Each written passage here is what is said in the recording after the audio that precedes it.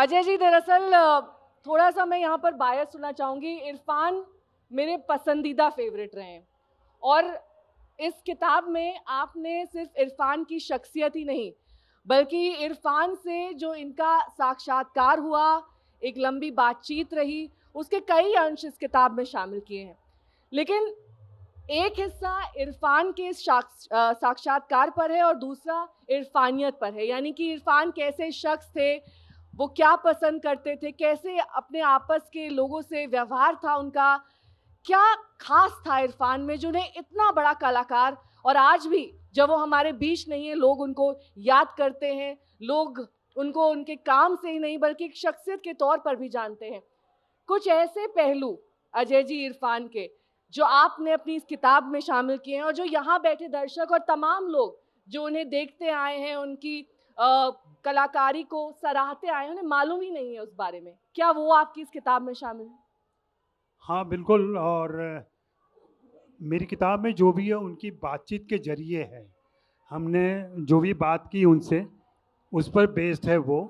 और आधी किताब जैसा कि आपने बताया परिचय में कि आधी किताब इस बारे में जो मेरा उनके साथ इंटरेक्शन रहा, और आधी किताब में उनके जो मित्र थे, उनके क्लासमेट थे, उनके बचपन के दोस्त, कुछ पत्रकार, कुछ फिल्म मेकर्स, कुछ उनके कुलीग, उन सब के विचार हैं। तो अगर कोई उस किताब को पढ़ता है तो 360 डिग्री एंगल में इरफान को समझ सकता है।